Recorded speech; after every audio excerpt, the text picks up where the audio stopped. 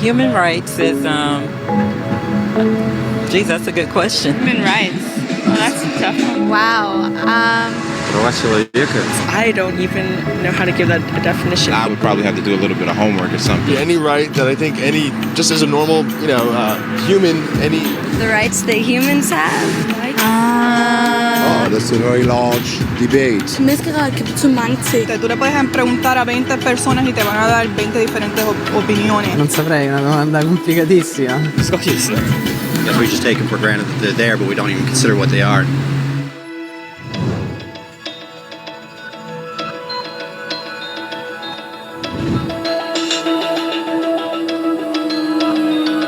Los derechos humanos son los derechos que simplemente tienes por el hecho de ser humano. Es la forma en que instintivamente esperas que se te trate y el trato que mereces como persona, como el derecho a vivir en libertad, a expresar tus pensamientos y a ser tratado con igualdad. Hay muchos tipos de derechos. La mayoría es aplicable a ciertos grupos. Pero los derechos humanos son los únicos que corresponden absolutamente a todos, en todas partes. Significan niños, personas mayores, gente pobre, basquetbolistas, recolectores de basura, cantantes de rap, maestros africanos, indios, albanos, cristianos, musulmanes, cabalistas, ateos, tu mamá, tu papá, el vecino y tú mismo. Todos tienen exactamente los mismos derechos humanos. En otras palabras, son universales. Pero la pregunta sigue en pie. ¿Qué son?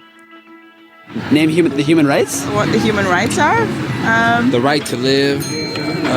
Equality between all peoples. Right to religion, the right to... Is there supposed to be a list somewhere I should be aware of? De acuerdo con las Naciones Unidas, hay un total de 30 derechos humanos que generalmente se agrupan y sencillamente se llaman derechos humanos. Todos ellos se enumeran en la Declaración Universal de Derechos Humanos, que es el documento más ampliamente aceptado sobre el tema. Pero fue hace mucho tiempo cuando surgieron. Al principio no había derechos humanos. Si estabas con el grupo correcto, estabas seguro. Si no, bueno, no lo estabas. Pero entonces un personaje llamado Ciro el Grande decidió cambiar todo eso. Después de conquistar Babilonia, hizo algo completamente revolucionario. Anunció que todos los esclavos eran libres. También dijo que la gente tenía la libertad de escoger su religión sin importar de qué grupo formara parte. Documentaron sus palabras en una lápida de barro conocida como el Cilindro de Ciro. Y así nacieron los derechos humanos. La idea se extendió rápidamente a Grecia, la India y finalmente a Roma. Se dieron cuenta que las personas siguen naturalmente ciertas leyes aun si no se les pedía. Llamaron a esto ley natural, pero siguió siendo pisoteada por los que tenían el poder. No fue sino hasta 1000 años después, en Inglaterra, donde finalmente lograron que el rey aceptara que nadie podía invalidar los derechos de las personas, ni siquiera el rey. Los derechos de las personas fueron finalmente reconocidos y ahora estaban protegidos de quienes estaban en el poder, hasta cierto punto. Aún se necesitó que un grupo de rebeldes británicos declararan su independencia antes de que el rey aceptara que todos los hombres fueron creados iguales. No es que le gustara la idea, pero no los pudo detener. Y así nacieron los Estados Unidos. Los franceses siguieron inmediatamente con su propia revolución por sus propios derechos. Su lista era más larga e insistieron en que esos derechos no solo se habían ideado, sino que eran naturales. El concepto romano de ley natural se había convertido en derechos naturales. Desafortunadamente, no todos estaban entusiasmados. En Francia, un general llamado Napoleón decidió derrocar la nueva democracia francesa y se declaró emperador del mundo. Por poco y lo logra. Pero los países de Europa unieron sus fuerzas y lo vencieron. Y los derechos humanos estuvieron otra vez en boga. Se redactaron acuerdos internacionales garantizando ampliamente muchos derechos en toda Europa. Pero solo en Europa. De alguna forma, el resto del mundo todavía no tenía esos derechos. Por el contrario, esos países fueron invadidos, conquistados y consumidos por los enormes imperios europeos. Pero entonces un joven abogado hindú decidió que era suficiente. Su nombre era Mahatma Gandhi. Y ante la violencia insistió que toda la gente en la tierra tenía derechos, no solo en Europa. Finalmente incluso europeos empezaron a estar de acuerdo. Pero no iba a ser fácil. 2 guerras mundiales surgieron. Hitler exterminó la mitad de la población judía de la tierra en horribles campos de concentración nazis. En resumen, 90 millones de personas murieron. Los derechos humanos nunca habían estado tan terriblemente cerca de la extinción. Y el mundo nunca había estado tan desesperado por un cambio. Así los países se unieron y formaron las Naciones Unidas. Su propósito básico era reafirmar la fe en los derechos humanos fundamentales, en la dignidad y el valor del humano. Pero, ¿qué son los derechos humanos? ¿Eran las proclamaciones de Ciro, las leyes naturales de Roma, las declaraciones de Francia? Todos parecen tener una idea un tanto diferente de lo que los derechos humanos deben ser. Pero bajo la supervisión de Eleanor Roosevelt, finalmente estuvieron de acuerdo en un grupo de derechos para todos absolutamente. La Declaración Universal de Derechos Humanos. El concepto francés de derechos naturales se había convertido finalmente en derechos humanos. Así, en resumen, primero solo unas cuantas personas con suerte tenían algunos derechos, hasta que una de estas personas decidió, oye, otras personas también deberían tener algunos derechos, lo cual fue grandioso, excepto que no todos estuvieron de acuerdo, y solo costó unos cuantos miles de años de lucha, declaraciones y más lucha hasta que todos finalmente aceptaron que los derechos humanos deberían ser para todos, y vivieron felices por siempre. Excepto por un pequeño problema. Si la gente tiene el derecho a alimentación y cobijo, ¿por qué 16,000 niños están muriendo de hambre cada día? ¿Uno cada 5 segundos? Si la gente tiene libertad de expresión, ¿por qué miles están en prisión por expresar sus ideas? Si la gente tiene derecho a la educación, ¿por qué más de 1,000 millones de adultos son incapaces de leer? Si la esclavitud ha sido abolida realmente, ¿por qué 27 millones de personas viven hoy en esclavitud? ¿Más del doble que en 1800? El hecho es que cuando se firmó la Declaración Universal de Derechos Humanos, no tenía la fuerza de la ley. Era opcional. Y a pesar de muchísimos documentos, convenciones, tratados y leyes, no eran más que palabras en papel. Así que la cuestión es, ¿quién hará que esas palabras sean una realidad?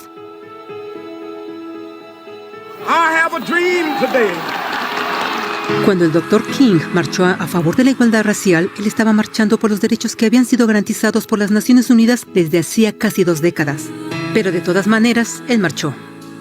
Cuando Nelson Mandela defendió la justicia social en los años 90, su país había acordado ya abolir tal discriminación de casi 40 años. Pero de todas maneras él luchó. Esos que luchan hoy contra la tortura, pobreza y discriminación no son gigantes o superhéroes. Son gente común.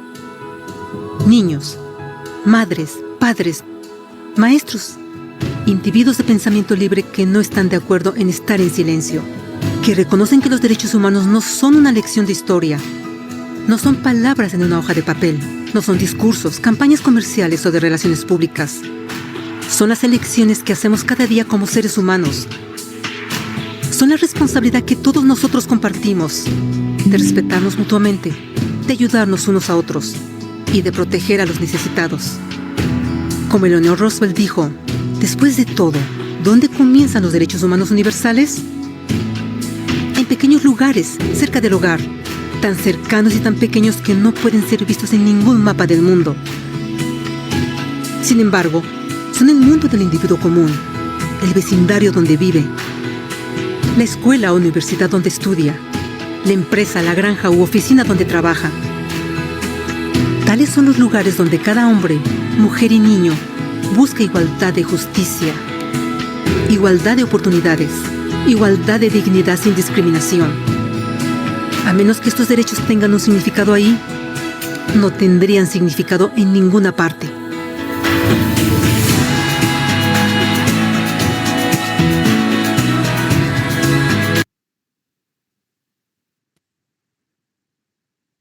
Bien, colegas, a partir de este videíto, tratemos de encontrar una pequeña definición de lo que son los derechos humanos desde la participación de ustedes.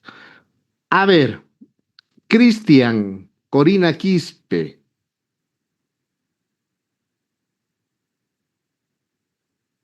Adelante, por favor. Buenas noches. Bueno, como hemos visto en el video, no existe una definición, una sola definición, ¿no?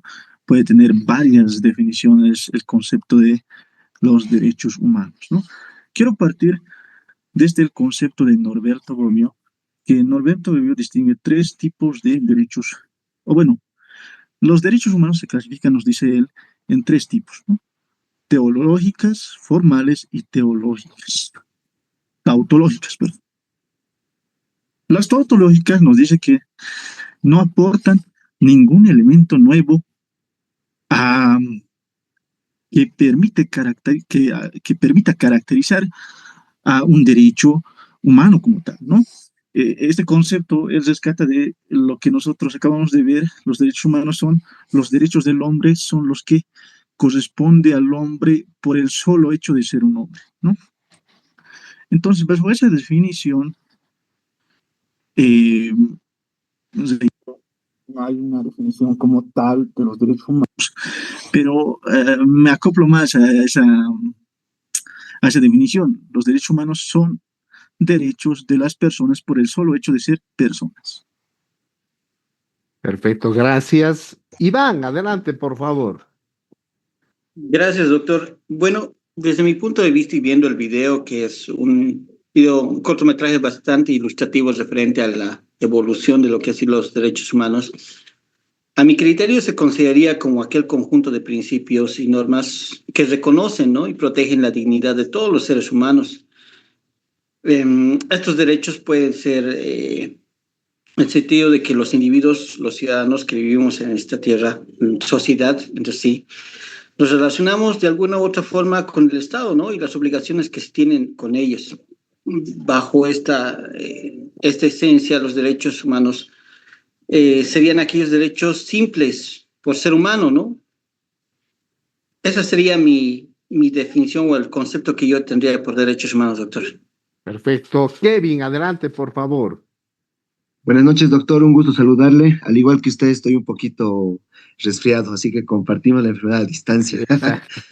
Bueno, doctor, muy interesante el video, bastante ilustrativo, porque nos indica de qué manera ha evolucionado como tal los derechos humanos, ¿no? Esta parte tan importante que va a regir el camino incluso de las personas en vías de poder hacer valer estos como tal. Yo me quedo con una frase justamente proporcionado por las comisiones de la ONU, que dicen, todos los derechos humanos son derechos fundamentales, pero no todos los derechos fundamentales pueden ser derechos humanos, ¿no? Eso quizás para poder aportar algo, estimado doctor. Muchas gracias. Perfecto. Jauer, Ángel. Buenas noches, doctor. Bueno, yo quería hacer un comentario. A ver, yo creo que el concepto de derechos humanos, si bien no hay un concepto específico, pero yo creo que se ha delimitado de sobremanera. Yo considero que los derechos humanos son prerrogativas inherentes, ¿no?, al ser humano por el simple hecho de existir. Ahora, lo que rescato del video, no lo había pensado, no lo había considerado, es que ya en esta actualidad, hablando tanto de derechos humanos, tanta normativa interna, internacional y demás, este video mencionaba de que hay una gran población que no sabe leer, que pasa en situación de hambre, y esto es una realidad.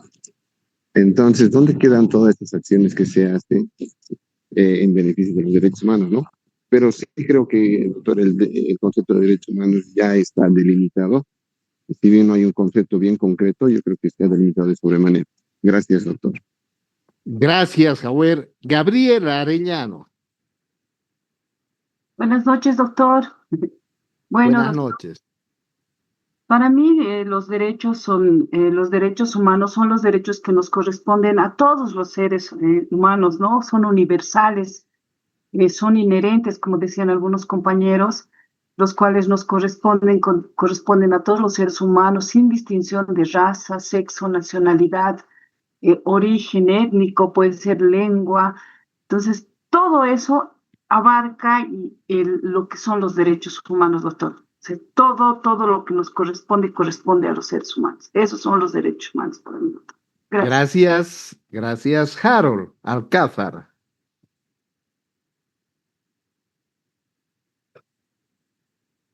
Doctor. ¿Cómo está? Buenas noches, doctor. Buenas noches. Un gusto, Doc. Para mí, ¿no? Como hemos escuchado justamente el video, los derechos humanos justamente nos revisten, ¿no? Por el simple hecho de ser humanos, ¿no? Estos derechos son inalienables, inherentes, universales, indivisibles. Obviamente van a proteger a la dignidad humana, ¿no? Y justamente esta es una responsabilidad que tienen todos los estados, ¿no? De velar justamente por los derechos humanos. Y como también mis compañeros lo habían mencionado, estos derechos no tienen que distinguir, ¿no? Entre raza, religión, color de piel, sexo. Y gracias también por estar en esta cátedra. Vamos a aprender mucho. Gracias, doctor. Gracias, Harold. Excelente, bien. Bajen las manos entonces las personas que ya participaron. Bien, con eso nos quedamos. Realmente hay suficientes argumentos para empezar a querer o tratar de definir lo que son los derechos humanos, empezando por identificar también la base filosófica sobre la cual se asienta en primera instancia históricamente toda esta teoría de los derechos humanos, ¿no? Y varias de las participaciones apuntan a que las personas gozamos de estos derechos solamente solamente porque somos seres humanos, es decir, estos derechos son inherentes al ser humano y eso está vinculado a la tesis o a la teoría justnaturalista, en principio, y por supuesto luego también va complementándose con otras tesis que las vamos a ver enseguida, tesis filosóficas además, ¿no? Entonces, son derechos evidentemente que tenemos todas las personas por el hecho de ser seres humanos y ese es el motivo fundamental y el solo motivo para gozar de estos derechos, no se necesita mayor motivo, ¿no? Por una parte. Por otra parte también entender que estos derechos son anteriores, según la teoría, según también la propia jurisprudencia, la doctrina, son anteriores y superiores al propio poder del Estado, lo que implica que el Estado no nos otorga estos derechos. Ojo, el Estado no nos otorga porque son anteriores y superiores al Estado. Lo que hace el Estado es reconocer estos derechos precisamente en la normativa interna a partir de su propia Carta Fundamental o su propia Constitución Política del Estado. Y eso nos lleva a lo que afirmaba también uno de los colegas que decía: todos los derechos humanos son derechos fundamentales, pero no todos los derechos fundamentales son derechos humanos. Y eso tiene que ver con una lógica de cómo se incorpora y se incluyen los derechos humanos en el ordenamiento jurídico interno en las constituciones políticas del Estado. Es decir, tenemos un corpus juris internacional absolutamente amplio, un catálogo de derechos humanos impresionante. ¿Por qué? Porque nosotros como Estado, al igual que muchos otros estados, pertenecemos a varios sistemas, o al menos a 2 sistemas de protección de derechos humanos. El primero podríamos indicar precisamente bajo la lógica que hemos visto en el video, el primero está vinculado o tiene su seno de nacimiento la Organización de las Naciones Unidas. Por lo tanto, pertenecemos al sistema de protección universal denominado también el sistema de la Organización de las Naciones Unidas, ¿no?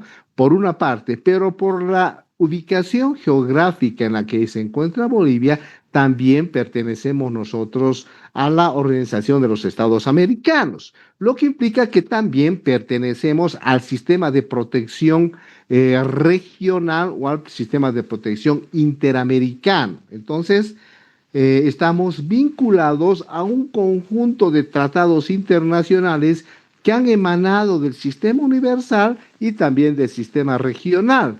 Y ahí vamos a ver un conjunto de derechos, un amplio número y catálogo de derechos consagrados en estos instrumentos internacionales.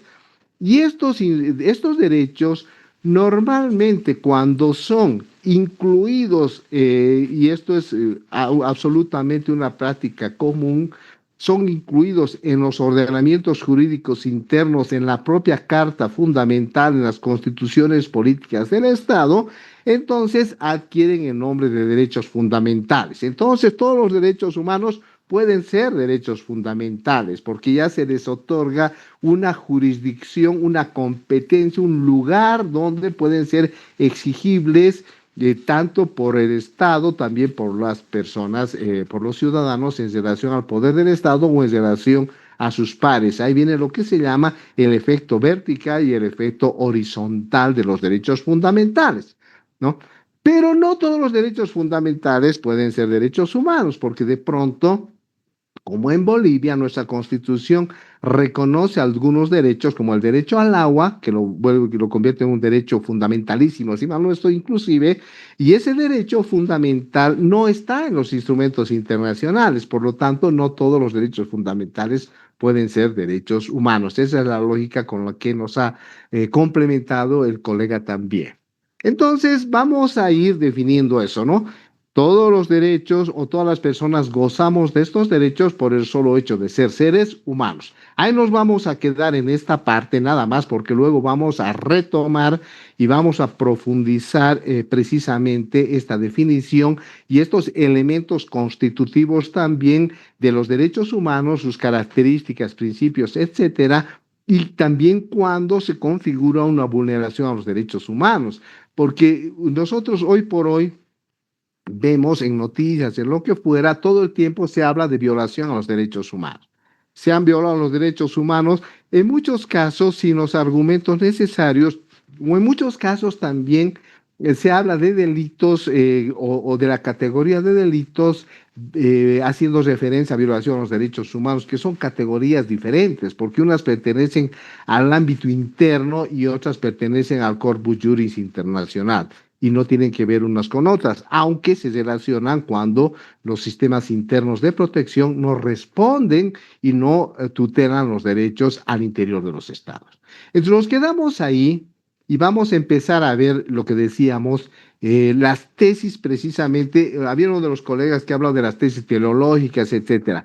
No vamos a entrar a esa fundamentación, más bien vamos a irnos a una fundamentación tradicional, a las tesis más estudiadas o las que más se utilizan precisamente, perdón, para fundamentar lo que son los derechos humanos, para darles un contenido filosófico y para entender cómo a partir de ese entendimiento del justnaturalismo es que luego también las tesis positivistas y realistas van complementando la explicación y el fundamento mismo de los derechos humanos.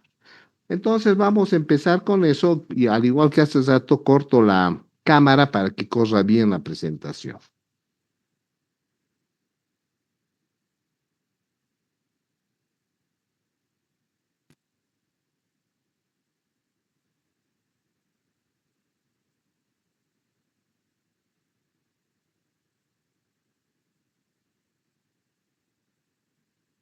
Bien, ¿se ve, no, colegas, la presentación? Sí, doctor. Sí, doctor. Excelente. Entonces, las concepciones de los derechos humanos, las concepciones tradicionales filosóficas de los derechos humanos. Ya hemos visto esto que es importante, realmente el nacimiento mismo de los derechos humanos, el nacimiento mismo de todo lo que se llama el corpus juris internacional, los tratados de derechos humanos tienen su base o se asientan o se afianzan en la tesis justnaturalista, ¿no? Que prácticamente dice entre los hombres existían ciertos derechos innatos, intrínsecos a su propia naturaleza humana, que encontraban su fundamento en el valor de la dignidad humana. Ahí se utiliza una categoría importante que es la dignidad humana, es decir, una cualidad que solamente tenemos los seres humanos y nos hace merecedores de estos derechos. Al principio, cuando tenía más bien una explicación un poco más metafísica por Tomás de Aquino, etcétera, ustedes saben que la religión tiene que ver muchísimo también con el avance de los derechos humanos, entonces se decía que estos derechos nos han sido dotados por nuestro creador, es decir, se hablaba de un Dios superior, de un ente superior, pero luego también estas propias tesis justnaturalistas se van evolucionando, ya no se habla de un creador, se habla más bien de que el motivo es que somos seres humanos y que tenemos una cualidad intrínseca a nosotros, que es la dignidad humana y que nos hace merecedores de estos derechos, ¿no? Hasta ahí todo bien, porque los primeros documentos también, la propia Declaración Universal de los Derechos Humanos, la Declaración luego de la Revolución Francesa, la Declaración sobre los Derechos del Hombre y del Ciudadano, también se afincan en esta tesis naturalista, ¿no? Y los instrumentos internacionales hoy por hoy se siguen afincando y sientan sus bases en la tesis naturalista. Pero no era suficiente, colegas, con el transcurso del tiempo, la evolución también de la normativa, el derecho en general, que tiene que ver mucho con los derechos humanos, es que también surgen las tesis positivistas. Y para las tesis positivistas no hay más derecho que el derecho positivo, entendiendo que todo derecho debe estar establecido y consagrado en una norma, en un orden vigente determinado, en una sociedad. Es decir, tiene que estar escrito. ¿Para qué? Para que sea justiciable, sea exigible. Si no, no es posible que se pueda exigir, porque los derechos naturales como concepto son muy difíciles de que puedan ser exigibles ante un órgano jurisdiccional, por ejemplo, ¿no? No va a haber un asidero jurídico sobre el cual nosotros podamos basar una petición de reconocimiento o una tutela jurídica. Por eso es que se habla de que esta tesis naturalista se va complementando con las tesis positivistas. Estos derechos naturales consagrados que tenemos todas las personas por el solo hecho de ser personas, son baseados en normativa internacional, son baseados en tratados internacionales y se convierten en instrumentos exigibles, en derechos exigibles y justiciables. Eso es importante. Pero queda corto porque luego surgen las tesis realistas, ¿no? Y las tesis realistas más bien orientan a un fenómeno importante sobre el cual he estado hablando al principio, y que es una permanente evolución también del entendimiento de los derechos, una permanente emisión de estándares internacionales en los sistemas internacionales de protección, lo que hace que los tratados sean realmente instrumentos vivos, bajo la lógica de que los tratados deben adecuarse a una realidad cambiante de la sociedad. Si la sociedad avanza, los derechos también deben avanzar, no pueden quedarse estáticos. Mientras la sociedad avance, no podemos tener derechos anacrónicos, derechos que no logren el propósito de protección y una verdadera tutela jurídica, ya no nos servirían. Por lo tanto, surgen las tesis realistas que nos dicen que los derechos y las libertades, así como sus límites, varían con los tiempos, dependen de múltiples circunstancias y admiten infinitas modificaciones. Y dice, por eso no es realista tratar de fijarlos de una vez para siempre mediante reglas abstractas talladas en tablas de bronce. Entonces, en puridad debemos también decir que esas tres tesis, ¿no?, se van conjuncionando eclécticamente, y entendemos hoy por hoy de que el afianzamiento de la doctrina justnaturalista es importante para entender los derechos humanos desde esa perspectiva de inherencia del ser humano. Eso está perfecto, no podemos entender de otra forma los derechos humanos, pero también debemos entender que estos derechos deben estar en instrumentos que sean exigibles, que sean justiciables, deben tener una norma a la cual nosotros podamos acudir para solicitar una tutela jurídica y política además, ¿no? Pero además es importante que estos tratados, estas normas, vayan evolucionando de acuerdo a la realidad social.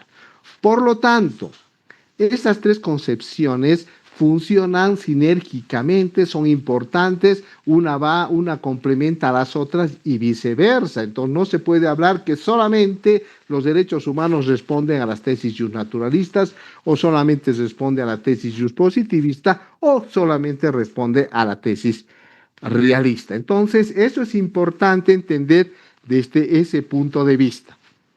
Las tres tesis son igual de importantes, y hoy por hoy nos hemos dado cuenta mucho más desde la propia lógica de la jurisprudencia de la Corte Interamericana, por ejemplo, que habla de la interpretación evolutiva de la Convención Americana sobre Derechos Humanos y de todos los otros instrumentos interamericanos. Entonces, copiando y emulando esta lógica de entendimiento, el Tribunal Constitucional Plurinacional también en varias de sus sentencias nos ha establecido que la Constitución Política del Estado es un instrumento vivo que debe adecuarse también a una realidad social, ¿no? Y a partir también de lo que llamamos el bloque de constitucionalidad, etcétera, etcétera, etcétera. Entonces, ahí tenemos las tres tesis, ¿no? Que funcionan sinérgicamente y todas justifican lo que son los derechos humanos y el alcance de los derechos humanos también.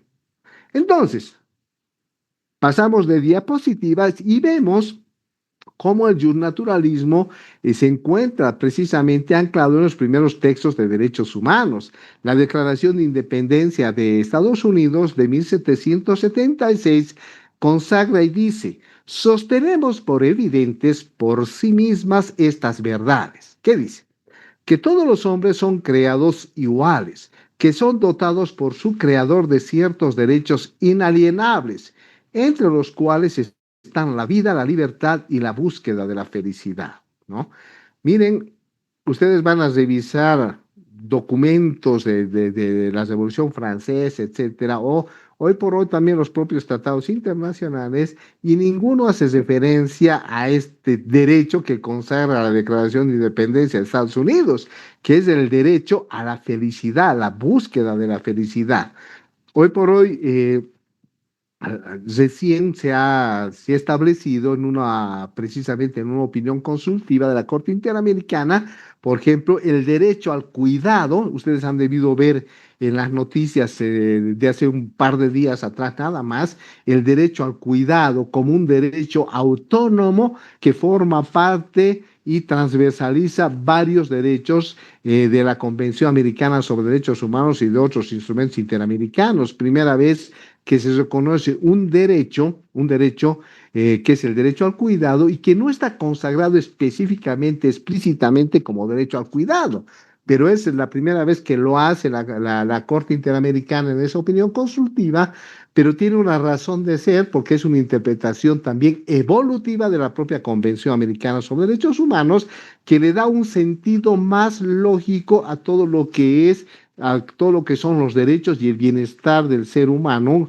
consagrados en este pacto, que también se llama, por supuesto, Pacto de San José de Costa Rica.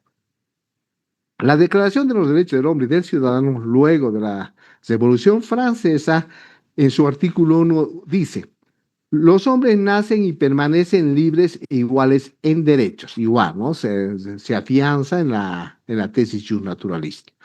La Declaración Universal de los Derechos Humanos de 1948 también en el artículo 1 nos dice: todos los seres humanos nacen libres, iguales en dignidad y derechos. Entonces, como verán, y hasta ahora se entiende que los derechos humanos o las personas debemos gozar de estos derechos por el solo hecho de ser seres humanos. Evidentemente, hoy por hoy también hay críticas a esa forma de entender los derechos humanos, ¿no? Y las críticas nacen particularmente por las visiones cosmocentristas, en algunos casos de pueblos indígenas, que nos dicen hay un excesivo antropocentrismo en toda la filosofía y en el entendimiento de los derechos humanos, porque evidentemente ponen al ser humano, ¿no? al hombre, a la mujer, al ser humano en su conjunto, como la única entidad moralmente válida, dice, ¿no? Y que debe gozar de estos derechos, sin importar, dicen además, los animales y la naturaleza, que se sitúan, dice, por debajo de él y están a su servicio. Por lo tanto, no importan sus intereses porque carecen de ellos, ¿no? Entre ellos está Leitón Donoso y un teórico boliviano que es Fernando Guanacuni, por ejemplo, ¿no?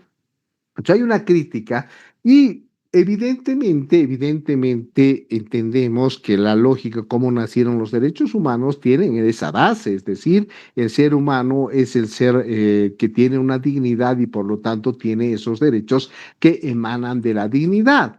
Pero ahora estamos viendo en Bolivia, por ejemplo, se están emitiendo normas que son protectoras de los animales, pero no como objetos del derecho, sino como sujetos mismos de derechos, ¿no?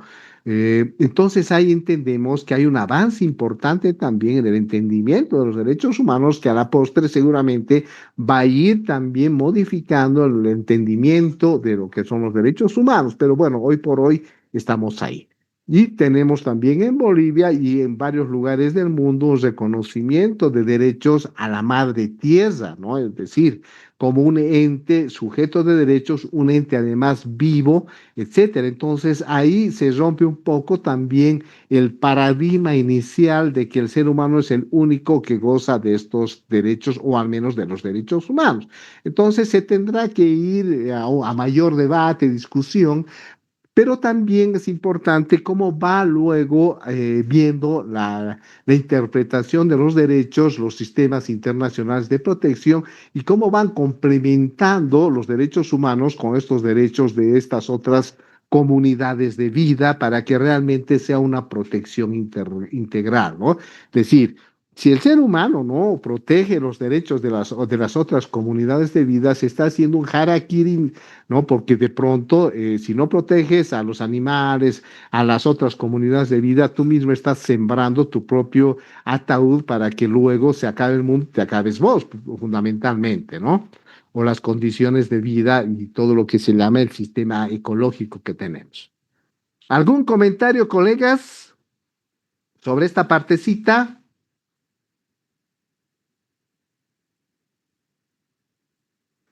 Por si acaso, ahora no puedo ver si hay manitos levantadas, así que si alguien quiere decir algo, no hay problema, el micrófono abre y nada más.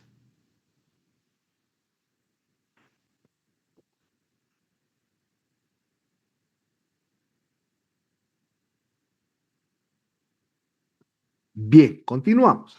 Entonces, habíamos dicho de que estos derechos humanos son intrínsecos o innatos al ser humano por el solo hecho de ser seres humanos y que emanan de una cualidad que es la dignidad del ser humano. Ahora, ¿cómo la define la dignidad humana? En el caso de Mauricio Beucho dice, la dignidad da al ser humano el derecho fundamental de realizar su finalidad, su destino, es el derecho de alcanzar su propia esencia, dice. La dignidad puede ser apreciada en todas las personas, pero no podemos otorgarla ni esté en nuestras manos a retirársela a alguien. Es algo que nos viene dado, dice. Es anterior a nuestra voluntad y reclama de nosotros una actitud proporcionada, adecuada, su respeto incondicionado y absoluto. Y dice además, aún en el caso de que toda la sociedad decidiera por consenso dejar de respetar la dignidad humana, esta seguiría siendo una realidad presente en cada ciudadano. Aun cuando algunos fueran relegados a un trato indigno, perseguidos, encerrados en campos de concentración o eliminados, este desprecio no cambiaría en nada su valor, que es inconmensurable en tanto que seres humanos, ¿no? Entonces, ahí nos da una explicación de lo que es la dignidad. Para otro autor, Mancini señala que la persona humana está revestida de ciertas calidades que la hacen más perfecta que el resto de los entes del universo. Miren cómo ahí se aprecia esa visión antropocentrista, ¿no? Esa dignidad o perfección que supone una cierta superioridad, un rango eminente, un mérito especial, se vinculó ya en los orígenes latinos de la palabra dignitas, dice, con las nociones de respeto y de ser merecedor o acreedor a ciertas prestaciones. Por su parte, el constitucionalismo social reconoce la naturaleza social del ser humano, según la cual no es posible que una persona individualmente pueda alcanzar bienestar económico y el ejercicio de su dignidad, sino que requiere de la solidaridad de sus pares y de prestaciones del Estado para lograr su desarrollo económico y social. Para Boris Arias, que seguramente ustedes van a, si no han pasado clases con él, lo van a hacer, el reconocimiento al pluralismo implica el reconocimiento a la dignidad humana, basado en la creencia de que todos somos únicos y por lo tanto diferentes. Esto ya lo habíamos visto, pero es importante. El artículo 1 de la Declaración de los Derechos Humanos, que establece: todos los seres humanos nacen libres e iguales en dignidad y derechos, y dotados como están de razón y conciencia, deben comportarse fraternalmente los unos con los otros. Tenemos entonces que la dignidad es un principio inamovible de los derechos humanos. Y en ese sentido, el artículo 8 de nuestra Constitución Política del Estado, en su parágrafo 2, dice: el Estado se sustenta en los valores de unidad, igualdad, inclusión, dignidad para vivir bien. Entonces, ¿cómo incluye, no? Pero también la misma Constitución, en el artículo 9, inciso 2, nos dice: garantizar el bienestar, el desarrollo, sobre fines y funciones estamos hablando, ¿no? Garantizar el bienestar, el desarrollo, la seguridad y la protección e igual dignidad de las personas, las naciones, los pueblos y las comunidades. Entonces, la dignidad no está ajena en términos de definición o al menos en términos de pretensión, no está ajena a nuestra Constitución Política del Estado. Y por supuesto, tampoco a la jurisprudencia del Tribunal Constitucional Plurinacional. Y ahí tenemos, por ejemplo, la sentencia 196, quebrado 2018, S3, de precisamente el 1 de junio de ese año, que nos dice en la parte que queremos, ¿no? Además, reafirmar el concepto y el entendimiento de la dignidad. Dice: de tal forma se puede afirmar categóricamente que el derecho a la dignidad humana es aquel que tiene toda persona por su sola condición de humano, para que se le respete y reconozca como un ser dotado de un fin propio y no como un medio para la consecución de fines extraños o ajenos a su realización personal. La dignidad es la percepción de la propia condición humana y de las prerrogativas que de ella derivan. Eso nos dice nuestra jurisprudencia boliviana. Muy bien, aquí hacemos un alto y empezamos a complementar lo que hemos visto. A ver, ¿quién quiere comentar o complementar o argumentar con relación a la dignidad o a esa cualidad intrínseca que tenemos todos los seres humanos, que es la dignidad, que según todo lo que hemos visto, la dignidad es esa cualidad de la cual emanan además todos los derechos, esa cualidad mediante la cual el ser humano es acreedor y merecedor de todos esos derechos, pero además se dice que solo el ser humano tiene esa dignidad o esa cualidad que le hace merecedor de esos derechos, en el entendimiento que es un ser, o al menos se entiende un ser superior y en relación a las otras comunidades de vida. Pero además toca un elemento importante que dice: la dignidad es una condición básica para que el ser humano alcance su propia finalidad, su propio propósito. En términos de derecho internacional, a eso se llama su proyecto de vida, y es muy importante en términos de derechos humanos y del ejercicio mismo de los derechos humanos. Ustedes van a ver cuando veamos el tema de reparación, por ejemplo, en el sistema interamericano, la reparación tiene que ver también con que el Estado, cuando viola los derechos humanos, tiene que reparar porque ha destruido en muchos casos los proyectos de vida de las personas. A ver, complementaciones, colegas.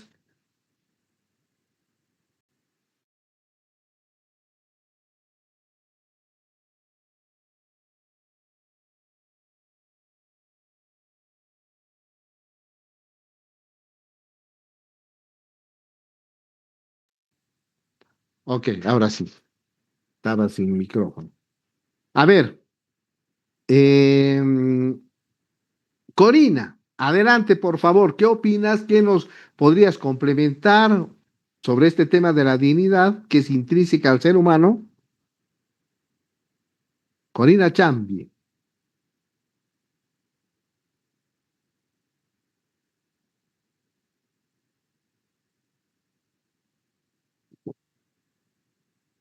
Corina, creo que no está Corina.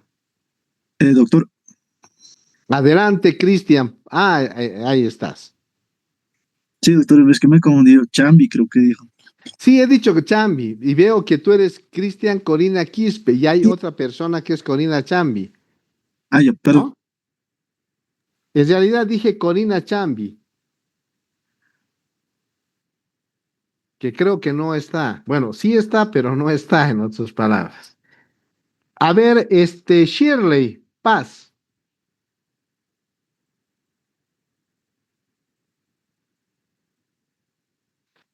Shirley.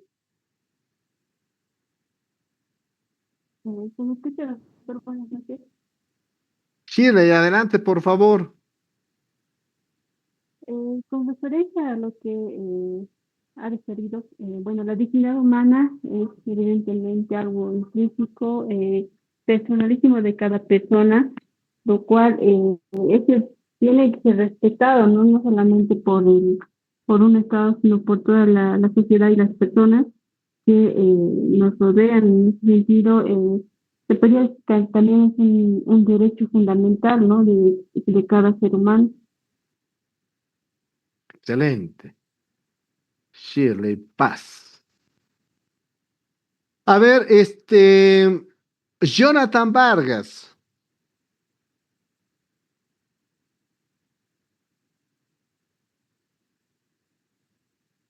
Jonathan Vargas.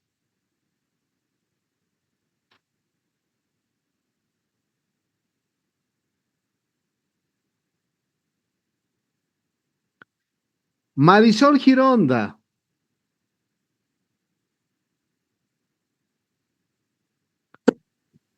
Adelante, Marisol. ¿Cómo está, doctor? Bueno, la dignidad humana, se podría decir directamente que es algo inherente a las personas, ¿no?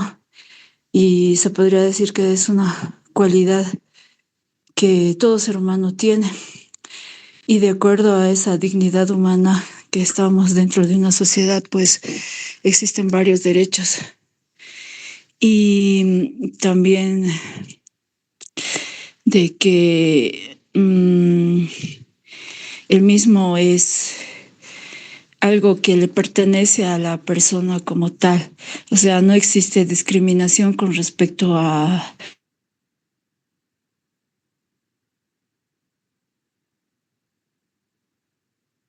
Uy, ya no se te escucha, pero sí, se entiende perfectamente. Gracias, Marisol Gironda. Lidia Veramendi.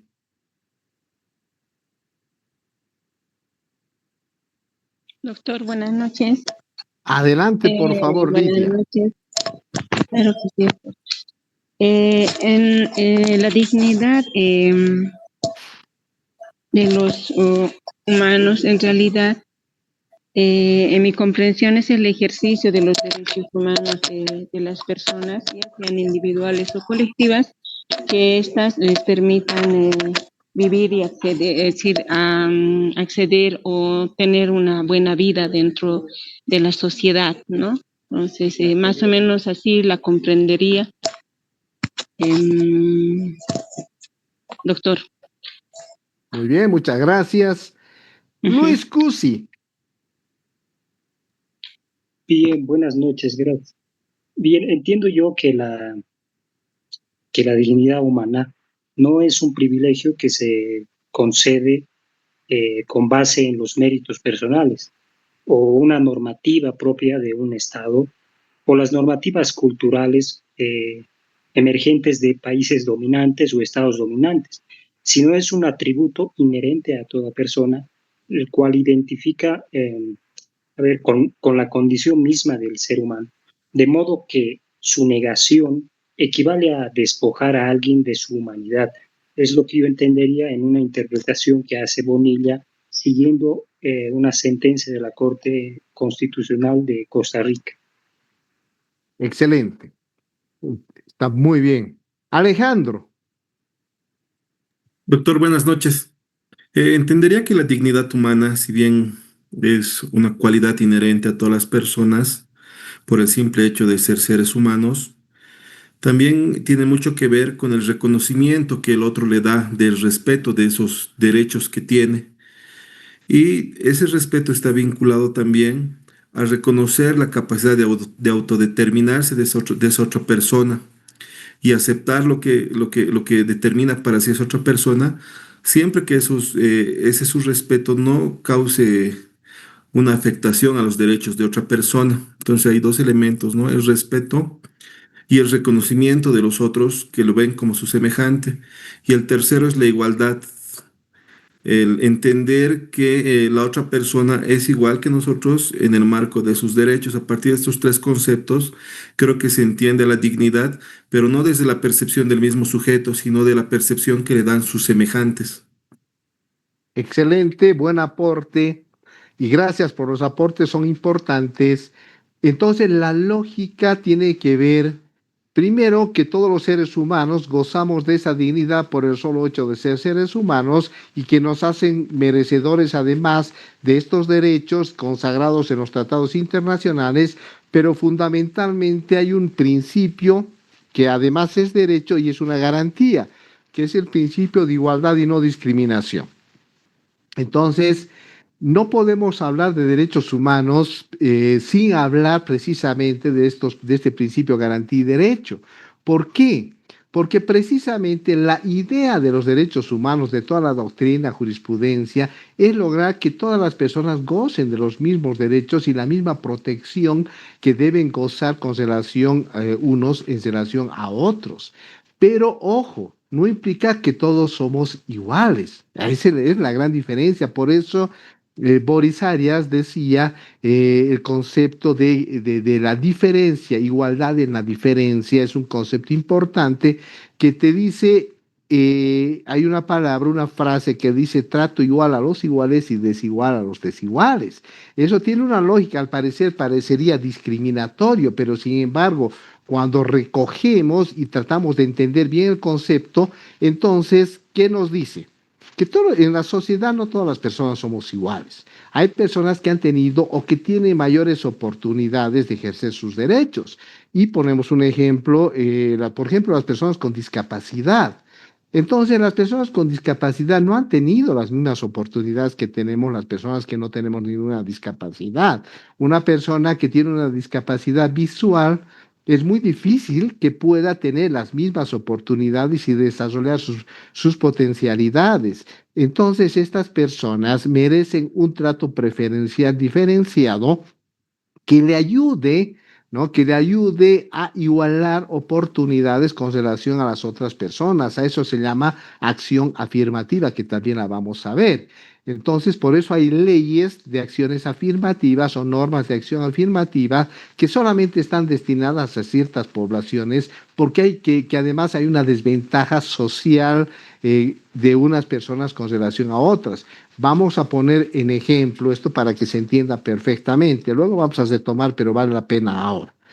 Imagínense que hay lo que vamos a llamar la carrera de la vida. Ya ustedes imagínense gráficamente que están en una pista de donde va a haber una carrera y hay personas ahí en la pista que van a correr cada quien para ganar y llegar a la meta, ¿no?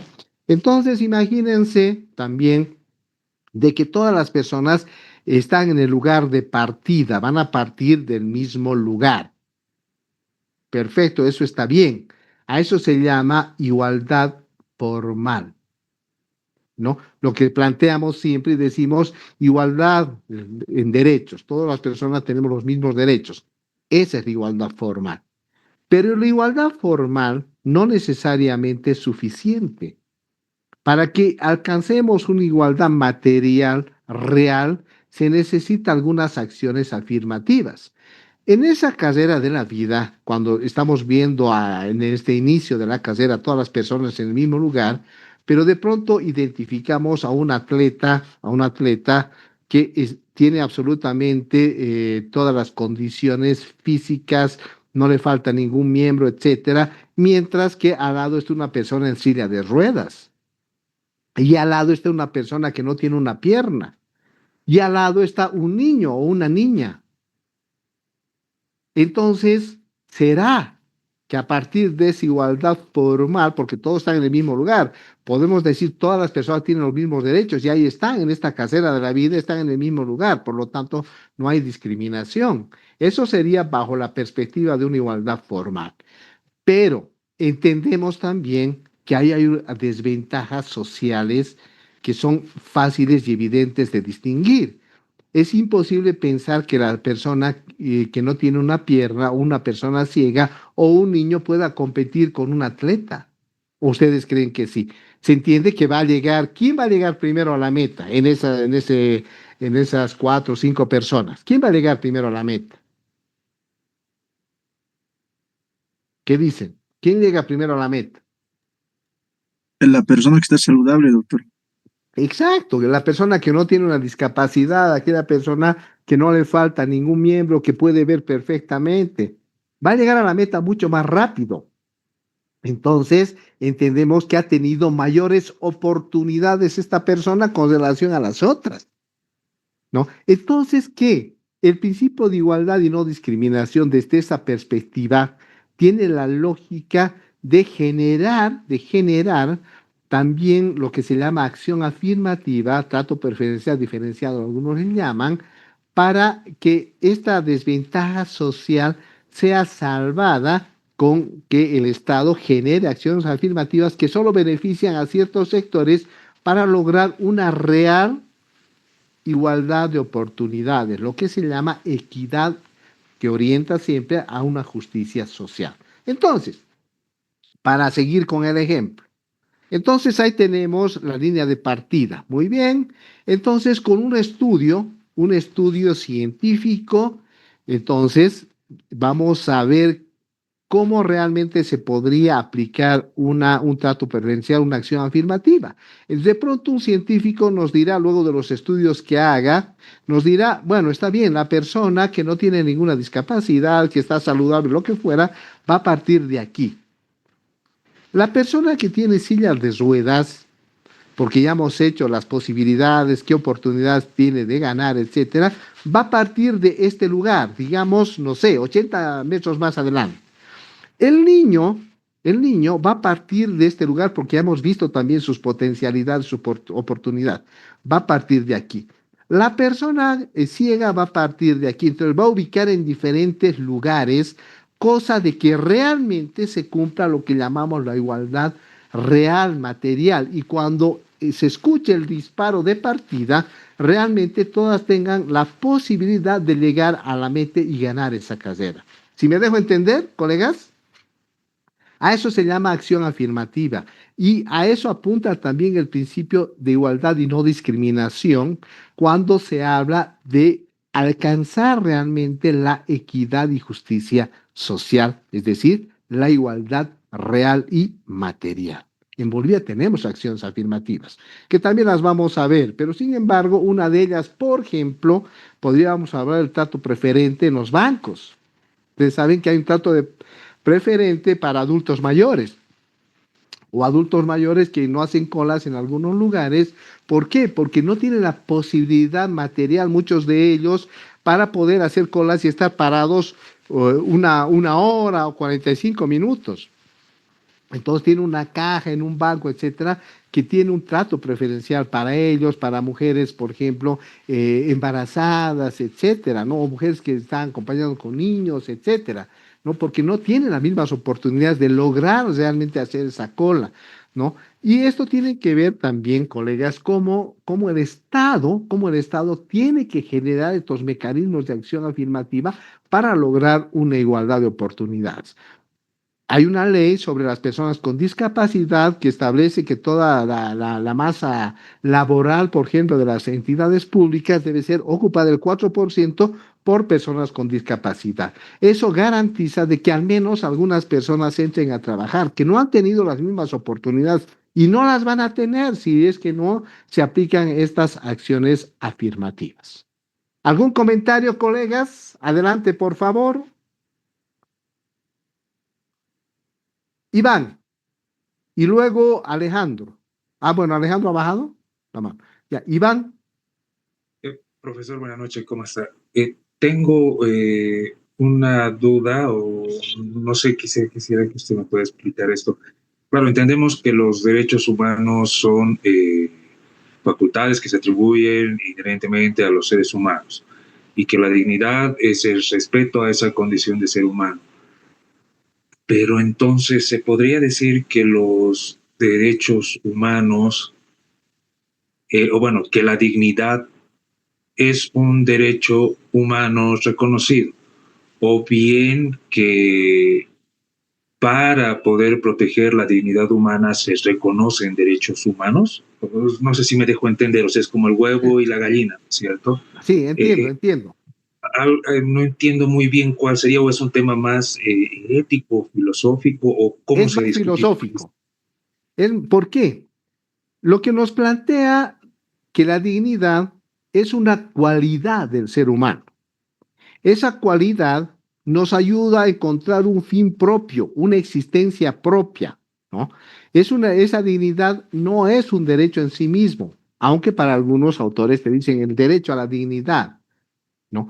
Pero sí, lo que plantea Mauricio Beuchot, Mazzini, etcétera, es que es una cualidad intrínseca al ser humano y el ser humano que tiene esa dignidad, todos los seres humanos tienen esa dignidad, son merecedores de esos derechos. Entonces, ser humano tiene dignidad, por lo tanto tiene estos derechos. Y sí tienes razón, porque podría decir que es primero la dignidad o los derechos humanos. Entonces, si entendemos que la dignidad la tenemos como cualidad todos los seres humanos, entendemos también que todos los seres humanos somos merecedores de los derechos humanos. ¿De acuerdo?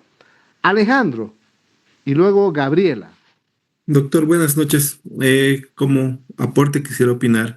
Creo que ese es el aporte más importante de la actual constitución que tenemos, ¿no? Que ha cambiado el concepto del bien común sobre el vivir bien. Porque es cierto, como usted decía, ¿no? Tratar a los iguales como iguales y tratar de manera desigual a los desiguales. Y creo que ese es el principal reto en cuanto a los derechos humanos de los pueblos indígenas, originarios y campesinos.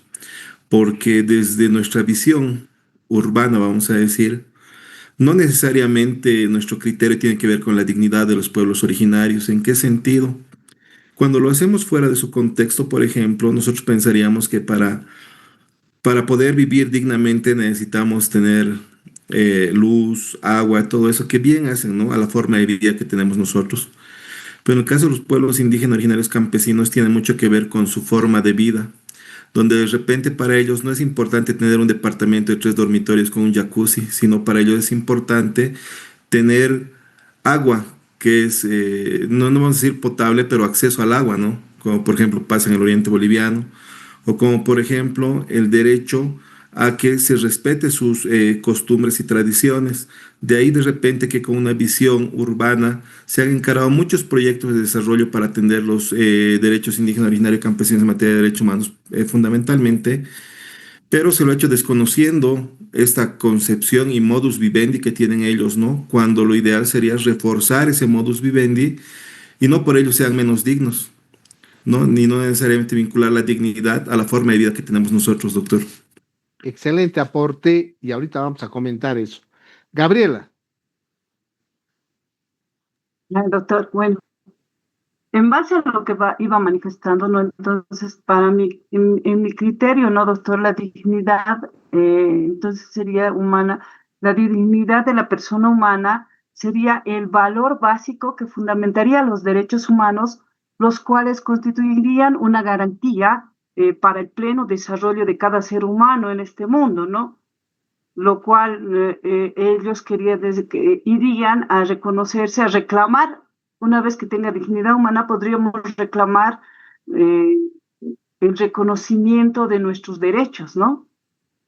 o estoy equivocada, doctor. Sí, no, de hecho, O sea, eso está no bien lo que tú dices, lo planteas como valor, también puede plantearse como valor, pero mejor hablaremos de una cualidad, ¿ya?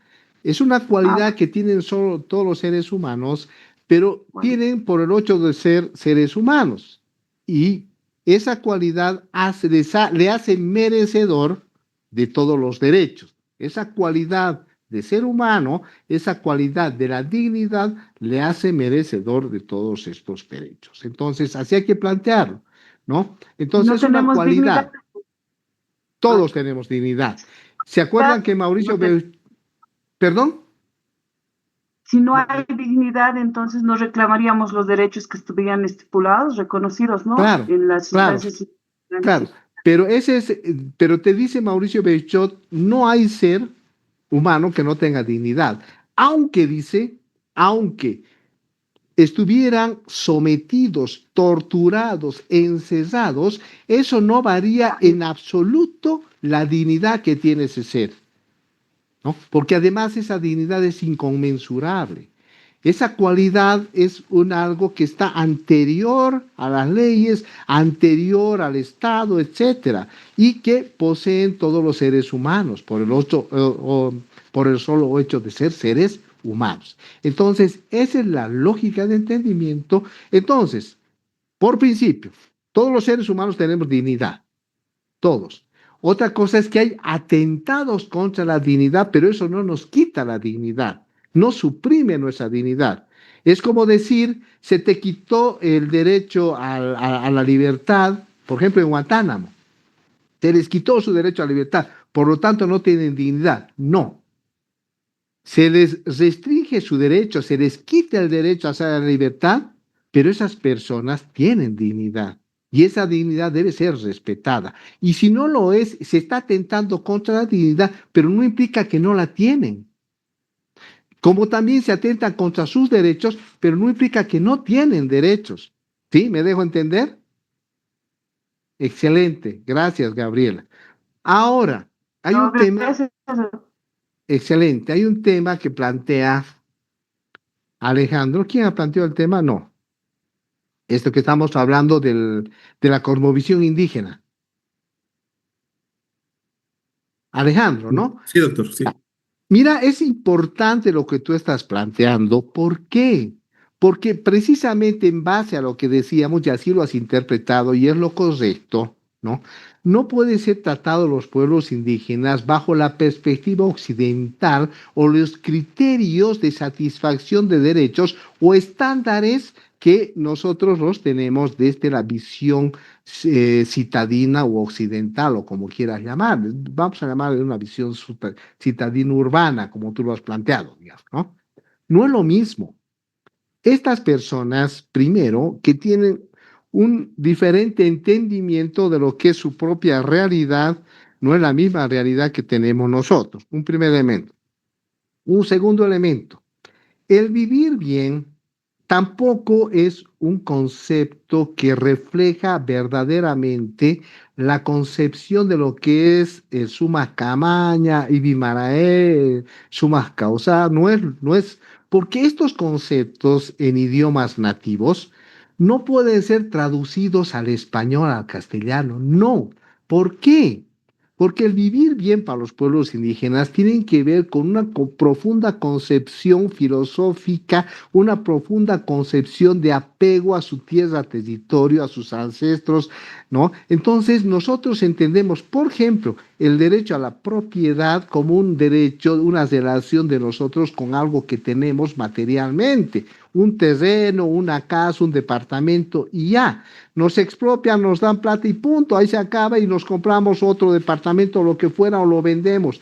Eso no puede existir en un pueblo indígena, porque su tierra, territorio, con esa profunda convicción religiosa de ancestros, de ser su lugar de modo de vida, de modo de producción, de entender a la naturaleza como parte suya y viceversa, es imposible de ser asimilada como una relación meramente material. Entonces, ahí viene lo que dice Alejandro, un trato igual a los iguales y diferente a los diferentes. Por eso es que la Corte Interamericana ha emitido sentencias tremendamente importantes que generan estándares internacionales de protección a pueblos indígenas y que miren además bajo una interpretación evolutiva de la Convención Americana sobre Derechos Humanos, porque la Convención Americana nace, estamos hablando de 1969, ¿no? Estamos hablando de hace muchos años atrás, pero sigue tan vigente como entonces, precisamente porque la Corte ha hecho una interpretación evolutiva de este tratado internacional. Entonces, el artículo que inicialmente protegía la propiedad privada en la Convención Americana, hoy por hoy ese mismo artículo, sin cambiar absolutamente nada, solamente vía interpretativa, es decir, interpretando evolutivamente este pacto, la Corte Interamericana ha protegido derechos colectivos y derechos de los pueblos indígenas, el derecho a la tierra y el territorio, desde los estándares internacionales de los pueblos indígenas, no desde la lógica de la visión urbana citadina. Por lo tanto, el trato igual para ellos tiene que ser para todos estos pueblos, trato diferente en relación a las personas y el derecho en las zonas urbanas. Si me dejo entender, Alejandro y colegas, entonces es importante esa lógica. Es importante trato igual a los iguales, desigual a los desiguales, principio de igualdad y no discriminación que tiene que ver con un trato diferenciado para lograr una igualdad de oportunidades, una igualdad material y real de todas las personas. Eso es importante. Bien, ¿algún comentario más? Charlie Vargas.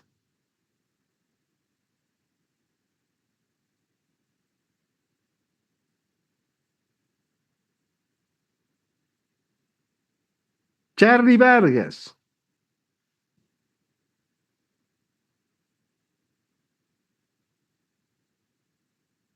Sandra Karina Santos Celaya.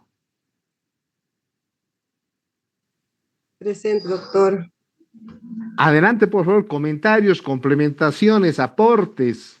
Ay, doctor, a lo que yo me queda más claro es como al tener la dignidad al tener la dignidad de la persona, de ahí nace todos los derechos fundamentales, el cual no tiene que ser violados, ¿no?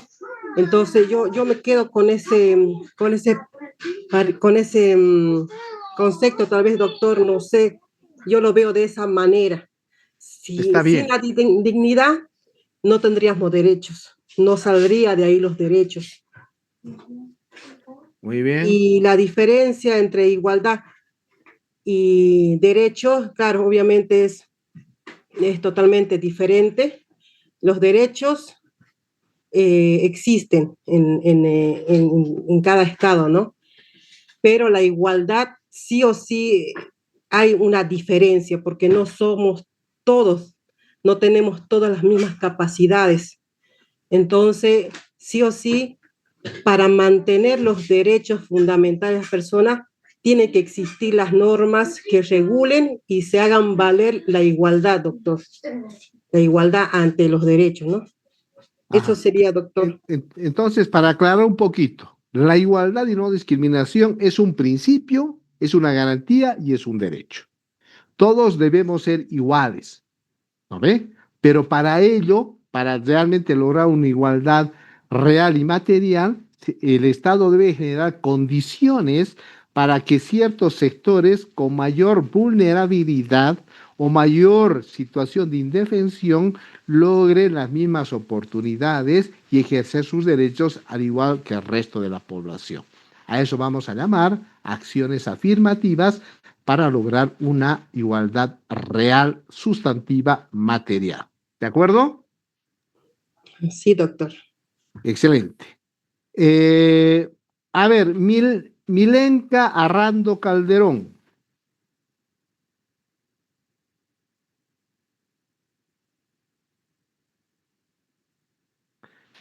Milenka Arrando Calderón.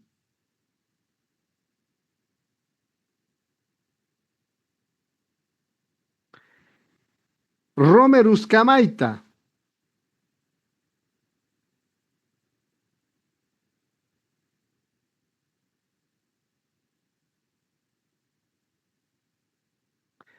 Romer Uscamaita. A ver, seguiremos viendo quiénes están y no están. Evania Salazar, ¿qué nos puede aportar?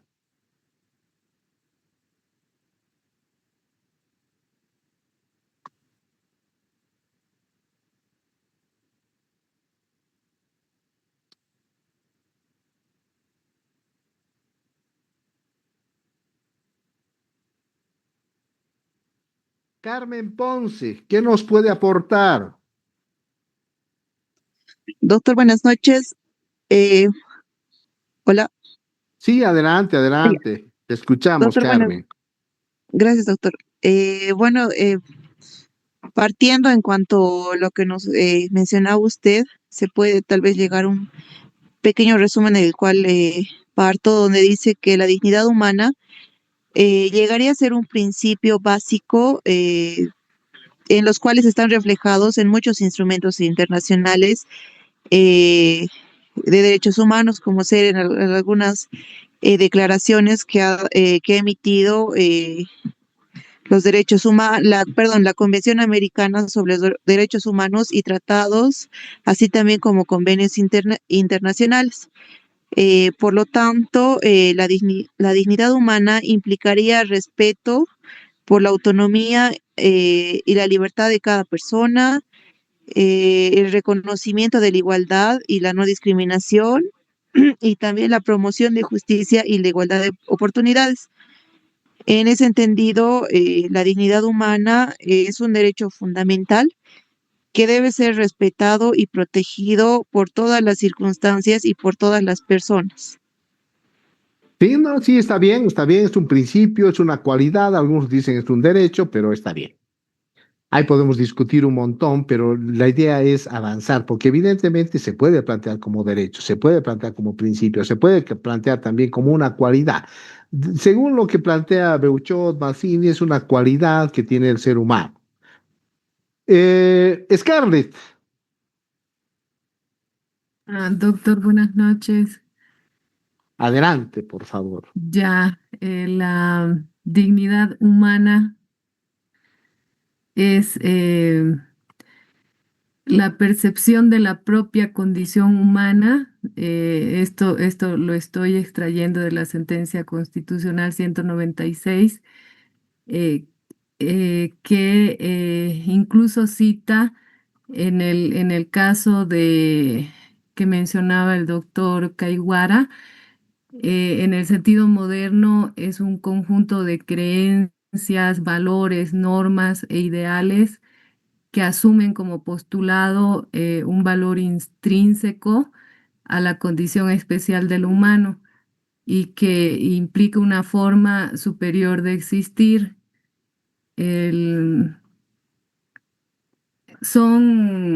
O sea, puede traducirse de todas las maneras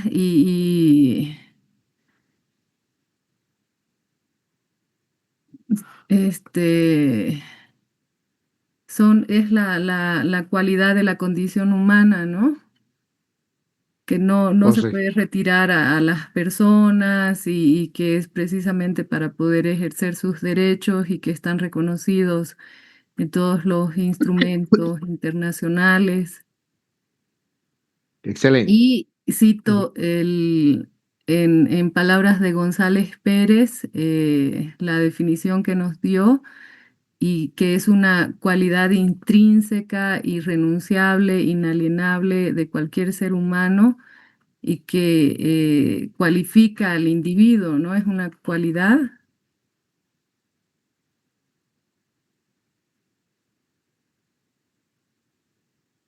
Creo que se cortó. Sí. Está bien, excelente. A ver, Ninosca Rodríguez.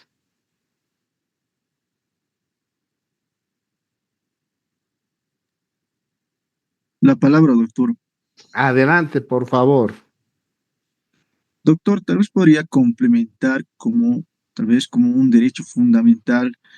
La dignidad humana se encuentra establecido en el artículo 21.2 de nuestra Constitución Política del Estado. junto con otros derechos.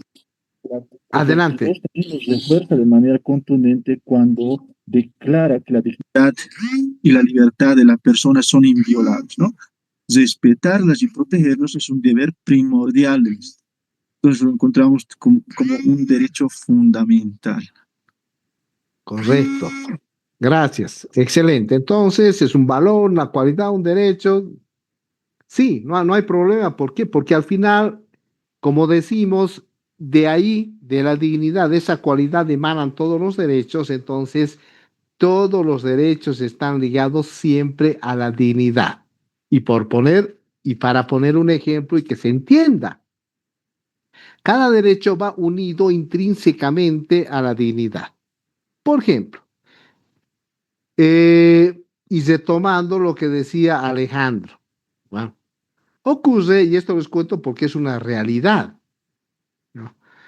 Que en cierto gobierno, no voy a decir ni cuándo, ni qué gobierno, por supuesto, a una comunidad indígena van y les hacen casas, les hacen unas casas sociales, vivienda social.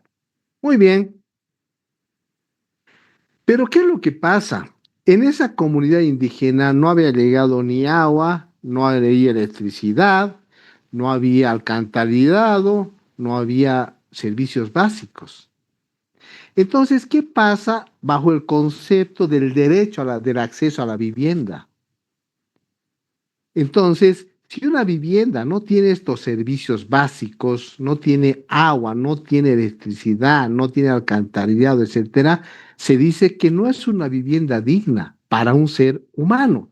La dignidad tiene que ver con esas condiciones también, con esas condiciones de cada derecho, ¿no? Con esos estándares de cada derecho que tiene que ser satisfactorio para cualquier persona en cualquier lugar del planeta. Si una vivienda no tiene servicios básicos, no es digna para un ser humano. Se afecta la dignidad del ser humano. No va a vivir dignamente. Lo mismo si hablamos del derecho al trabajo. Si una persona le dan un trabajo, pero no tiene vacaciones, no tiene seguridad social, no tiene una remuneración justa, no tiene condiciones mínimas de trabajo, no tiene una jornada laboral adecuada, trabaja 16, 20 horas y además no tiene vacación, no le pagan horas extras, no tiene ningún beneficio de seguridad social, es un trabajo que no cumple con esa cualidad de la dignidad, no es un trabajo digno. Entonces, si se dan cuenta, cada derecho va ligado a la dignidad, emana de esa dignidad. Todos los días yo veo en el informativo, porque hay informativos que te ponen las filas, por ejemplo, que hacen en los centros de salud para ser atendidos, para sacar fichas. Entonces, miren, ¿cómo se puede hablar de la dignidad en relación al derecho a la salud si estás viendo adultos mayores de 60 años durmiendo para conseguir una ficha y que probablemente no la tenga? ¿Por qué? Porque de pronto solamente van a repartir 8 fichas y él es el número 20, a pesar que llegó día anterior.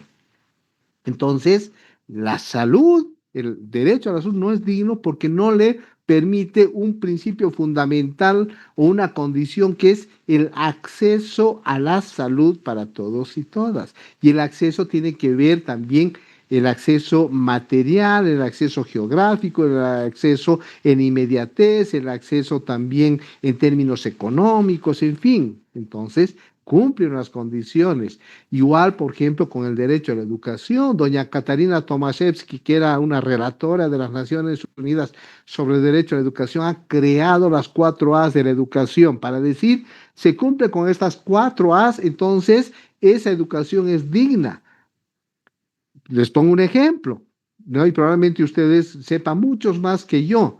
Miren, yo hace muchos años atrás trabajaba en la Defensoría del Pueblo y viajaba prácticamente a todo el país, iba a dar talleres de capacitación, etcétera.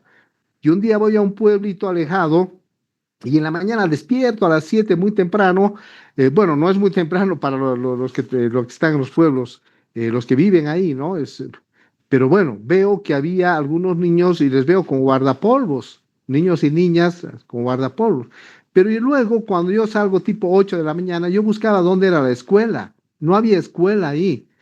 ¿no? La escuela estaba en otra población y los niños y niñas tenían que caminar una media hora antes a otra población para llegar a su escuela.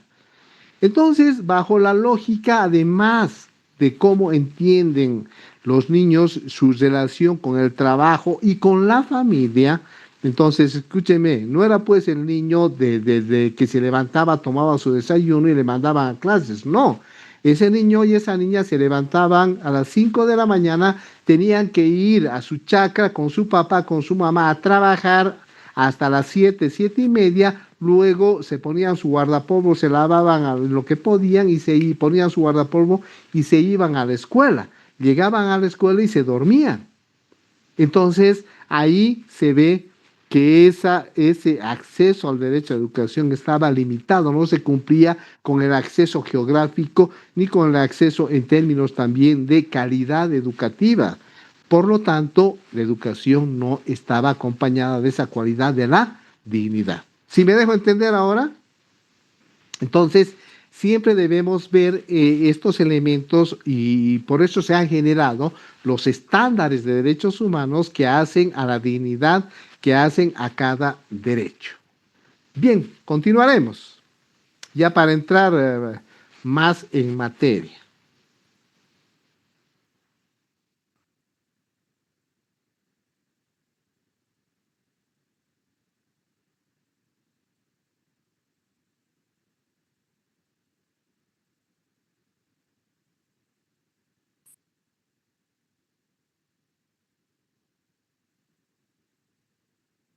Se ve la presentación, ¿verdad?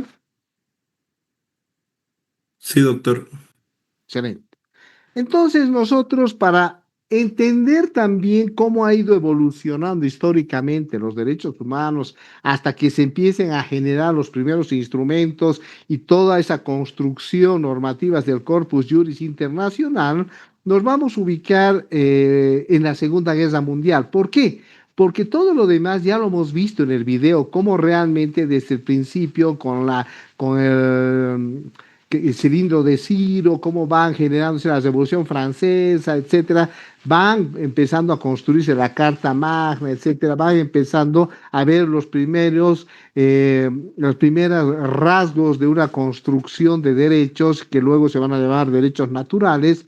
Pero el punto, digamos, o el hito más importante para hablar de derechos humanos lo vamos a encontrar en la Segunda Guerra Mundial. ¿Por qué?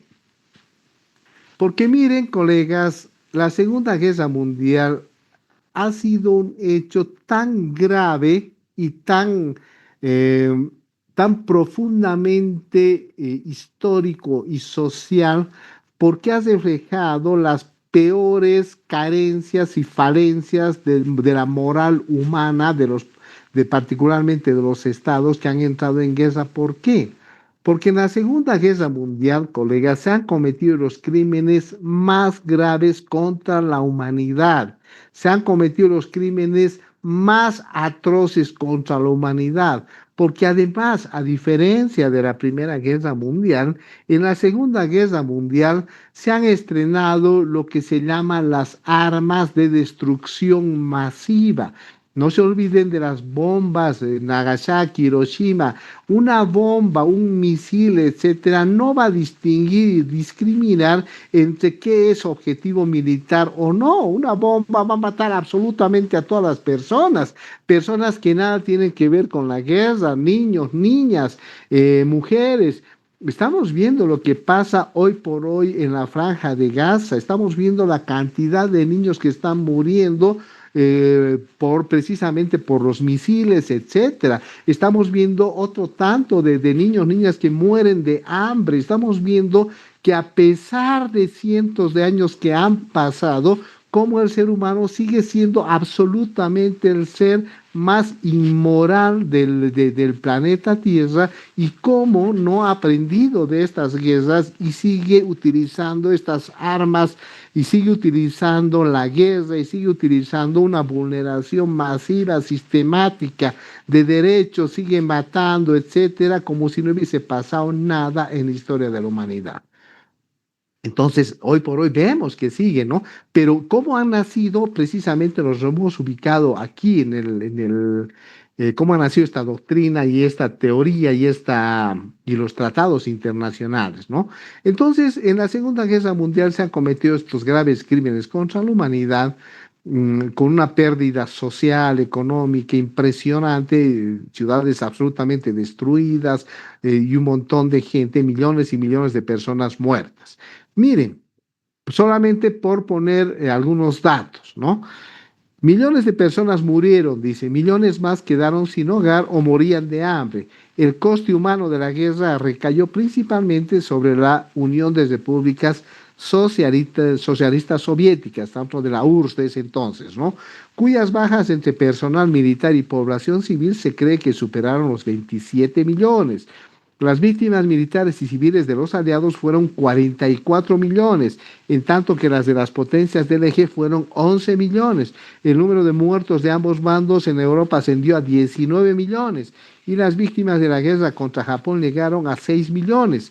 Estados Unidos, que ha sido uno de los principales actores, miren, en términos de bajas de población civil, ha perdido casi 500.000 de ciudadanos. Entonces, ustedes van a ver que en el video dice alrededor de 90 millones de personas han perdido la vida o fueron afectadas en la Segunda Guerra Mundial por esos crímenes, por la propia guerra, ¿no? Entonces, es grave. Estamos hablando de cuántas veces la población boliviana. Estamos hablando de que no solamente ha sido eso, además. Cuando hablamos de graves violaciones a los derechos humanos, estamos hablando de todas las Fuerzas Armadas de todos los países que lograban conquistar, o lograban entrar a un pueblo de algún país, lograban ocupar militarmente y lo primero que hacían es violar a las niñas, a los adolescentes. Eso ha pasado a las cifras negras. ¿Cuántas niñas han sido violadas por las fuerzas militares? ¿Cuántas han sido asesinadas también? ¿No? Entonces, estamos hablando de los campos de concentración también, estamos hablando de Auschwitz, estamos hablando de donde millones de judíos también han sido asesinados, ya estamos hablando de mujeres, etc.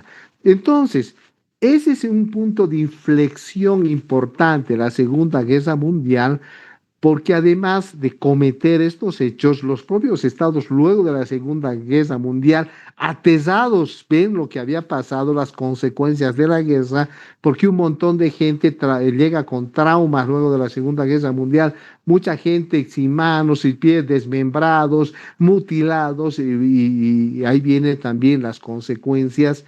Entonces, los propios estados luego hacen una especie de mea culpa de todo lo acontecido y bueno, se reúnen las potencias en este caso y 51 países básicamente en San Francisco y lo que hacen es crear una organización supranacional importante que es la Organización de las Naciones Unidas, ¿no?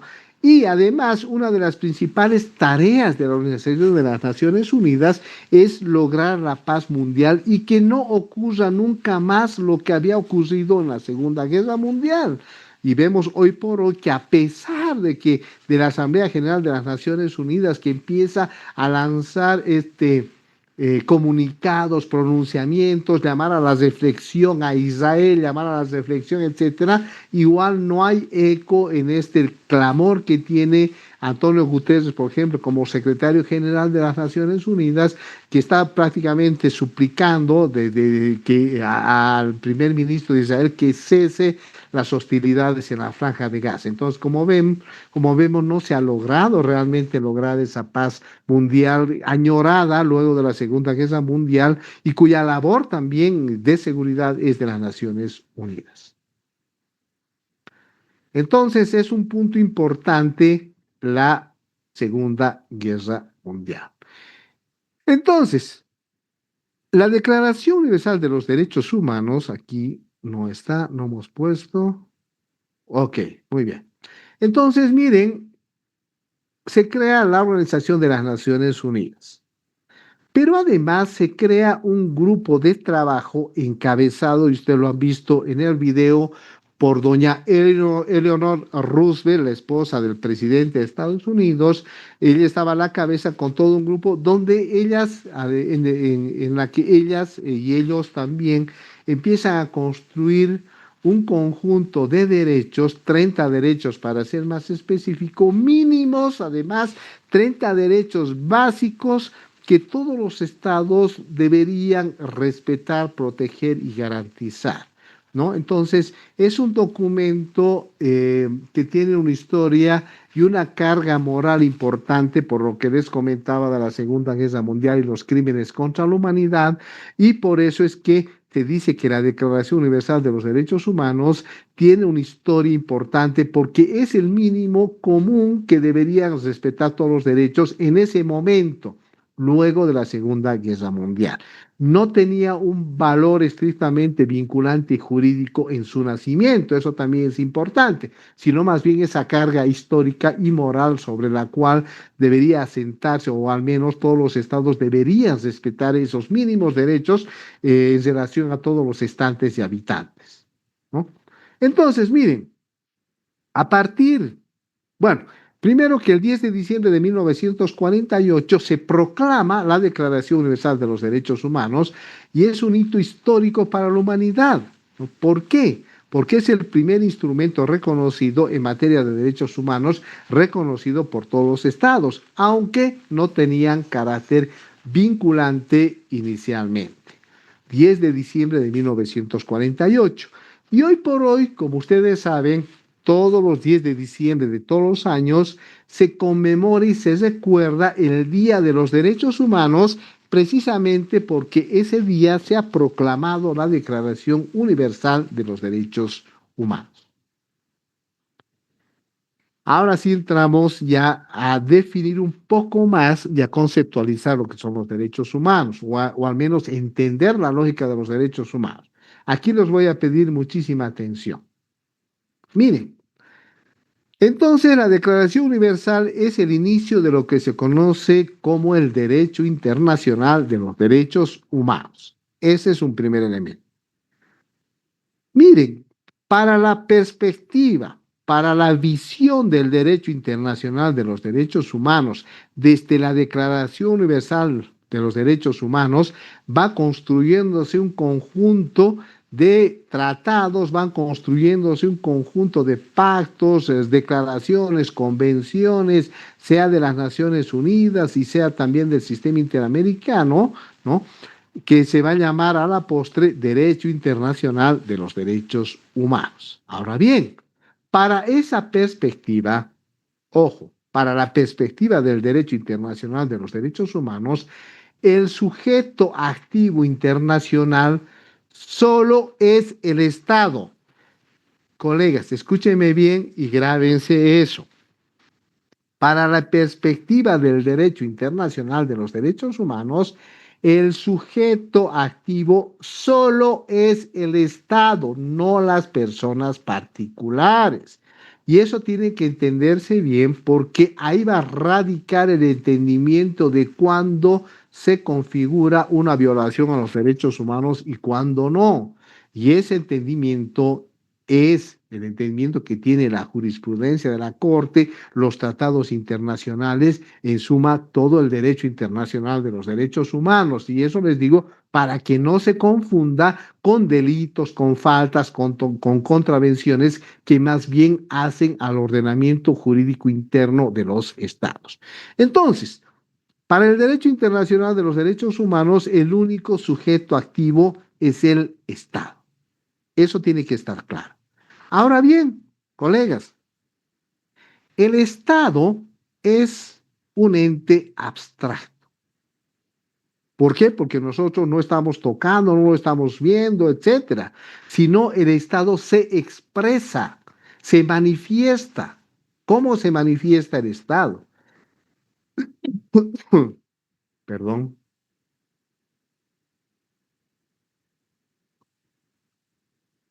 El Estado, colegas, se manifiesta por las acciones u omisiones de las y los servidores públicos. Desde el primer servidor público hasta la última persona que trabaja en una institución pública, por más lejana que sea. Todas estas personas que somos o son servidores públicos Hoy por hoy yo no soy servidor público, pero sí trabajé en la Defensoría del Pueblo, sí trabajé en la Procuraduría General del Estado, luego trabajé muchos años en organizaciones no gubernamentales también, pero todas las personas, escuchen, que trabajan en instituciones públicas, es decir, las y los servidores públicos, cuando están ejerciendo la función pública, están representando al Estado, están representando al Estado. ¿Ya? Por lo tanto, las obligaciones que asume el Estado en el marco del derecho internacional de los derechos humanos deben ser cumplidas por las y los servidores públicos. ¿Y cuáles son esas obligaciones? Son obligaciones generales de respetar, proteger y garantizar los derechos de quienes, de todas las personas naturales y los colectivos sociales. ¿Lo ve? Y cuando no cumplen con esa obligación, ya sea por acción u omisión, entonces vamos a llamar a esa acción o a esa omisión violación a los derechos humanos. Para poner en ejemplo, si el Estado es el sujeto activo y un policía es un servidor público que está ejerciendo la función pública, en el momento que está ejerciendo esa función pública, es decir, cuando es llevado a las calles, cuando es llevado a hacer operativos, etcétera, no lo está haciendo, no está haciendo un operativo, no está saliendo a las calles a nombre propio, no está diciendo yo salgo Juan Pérez en mi nombre, estoy actuando en mi nombre, para mi nombre y con mi nombre. No, está actuando como policía de una institución del orden que es la policía boliviana, y la policía boliviana es parte de la institucionalidad estatal. Por lo tanto, ese policía y ese juez, en el caso de los jueces, cuando están ejerciendo esa función de administración de justicia, no lo hacen a nombre propio, lo están haciendo a nombre del Estado. Por lo tanto, son garantes de derechos humanos porque están representando al Estado, y son garantes en la medida que deben respetar, proteger y garantizar los derechos establecidos en estos tratados internacionales. Y si no lo hacen por acción o por omisión, entonces entendemos que esos servidores públicos están violando los derechos humanos. Entonces, la contracara de la obligación de garantía es la violación a los derechos humanos.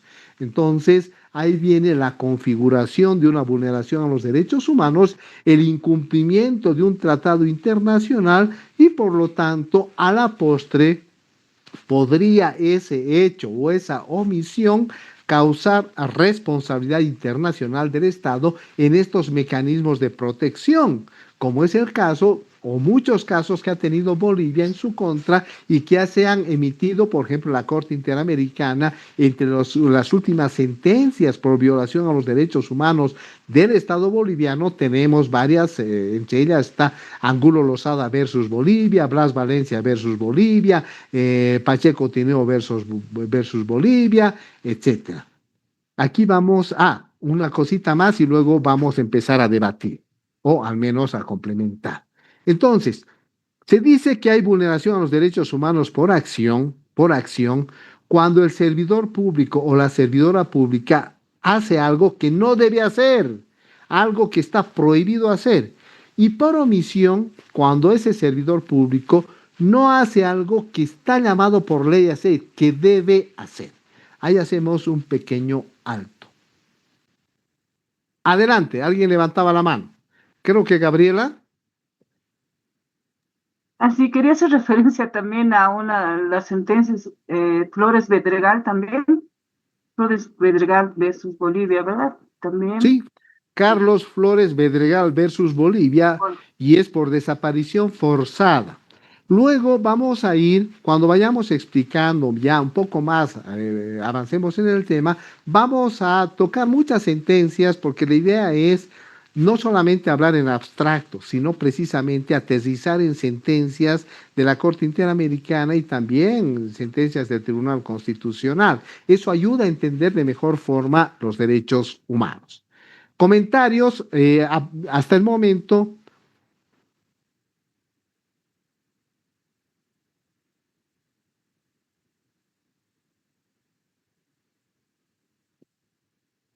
Vamos a volver y mañana vamos a empezar nuevamente con ese gráfico, pero sí quiero ahora un poco que se entienda hasta ahora en ese gráfico lo que hemos visto. Para eso vamos a ver Romerus Camaita.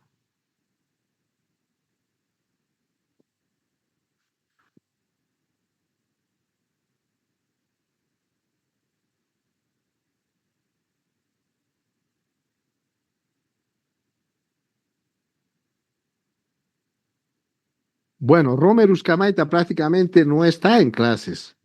La segunda vez que pregunto y no está.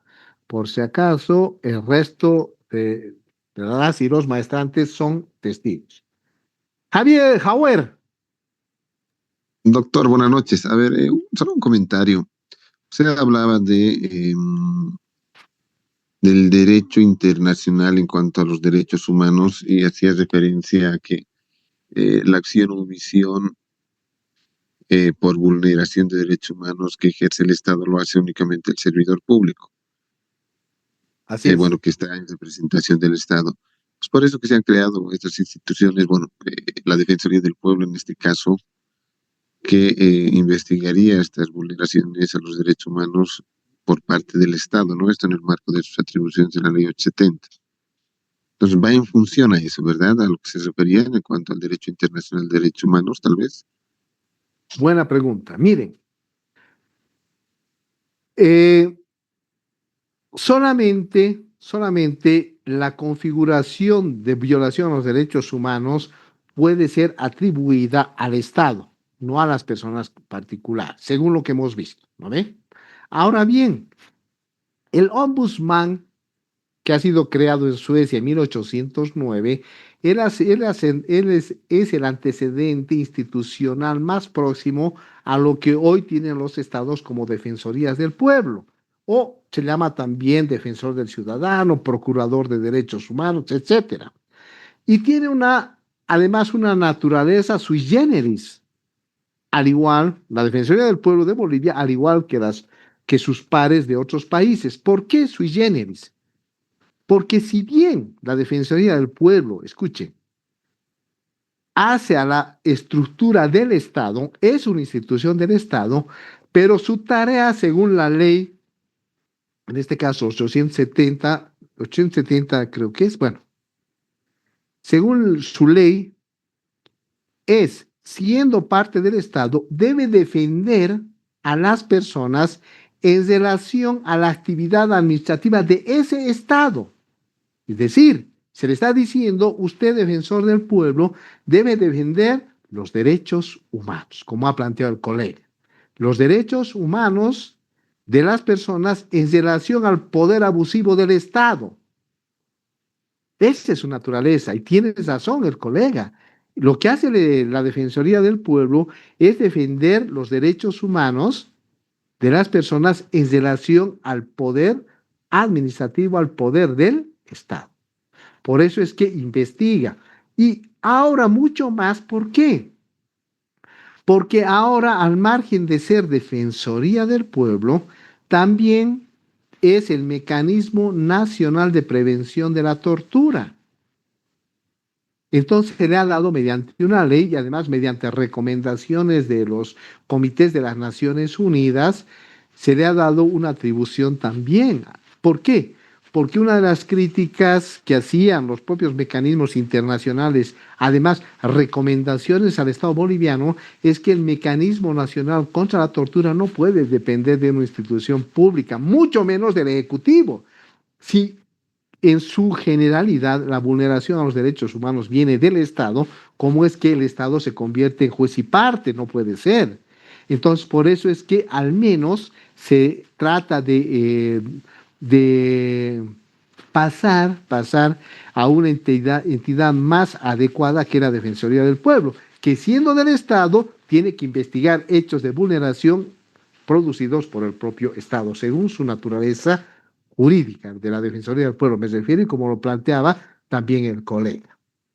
Entonces, se entiende, ¿no?, de cuál es la naturaleza del defensor y que sí defiende derechos humanos en el caso boliviano. Comentarios. aportes, colegas, porque luego vamos a volver, mañana vamos a volver con la diapositiva y vamos a complementar la explicación y luego vamos a hacer algunas hipótesis para que se entiendan bien. Oye, Romer dice estoy presente, pero no tiene señal estable. Ok. Porque ya te estaba poniendo absolutamente ausente. Bien, más comentarios, preguntas. Colegas, una pregunta. ¿Tenemos clase hasta las 10 o hasta 9:30? Hasta las 9 en realidad era, doctor. De 7:30 a 9 era, doctor. Bueno. Bueno, van a disculpar. Bueno, pero hemos avanzado un poquito más entonces. Bien, colegas, entonces con esto habríamos concluido. Ha sido un gusto conocerles para empezar, pasar clases con ustedes. Las participaciones han sido importantes y han servido, han visto, para poder complementar, para poder más aportes, construir realmente el conocimiento. Por eso es importante la participación. Agradecido y nos vemos mañana a la misma hora. Pasen buenas noches. Doctor, disculpe, buenas noches, Micaela Salinas. Doctor, ¿va a llamar lista o cuál es el sistema? Perdone. El sistema es que yo estoy apuntando a todas las personas, yo tengo la lista, de hecho, estoy apuntando a todas las personas que están participando para efectos de la nota, porque no se olviden que lo que había planteado es lo siguiente, que la nota de asistencia y participación es de 20 puntos. Si ustedes asisten y no participan, van a tener 10. Si asisten y participan, van a tener 20. Y yo, a su vez, luego, porque tengo la lista, yo le pido al encargado de sistemas que me haga un reporte por día. Me pasa el reporte al final y yo cruzo la información y tengo la nota de asistencia y participación. ¿De acuerdo? Eso es. Perfecto, doctor, muchas gracias. Bendiciones, buenas noches, doctor. De todas formas, mañana sí probablemente hagamos una llamadita lista nada más para confirmar, porque me han dicho que también hay personas que no están, o al menos que están en lista, pero no están ya en la maestría. ¿Ya? Bueno, nuevamente, que tengan buenas noches, disfruten del resto de la noche. Hasta mañana. Hasta mañana, doctor. Buenas noches, doctor. Hasta mañana, doctor. Buenas noches, doctor. Compañeros.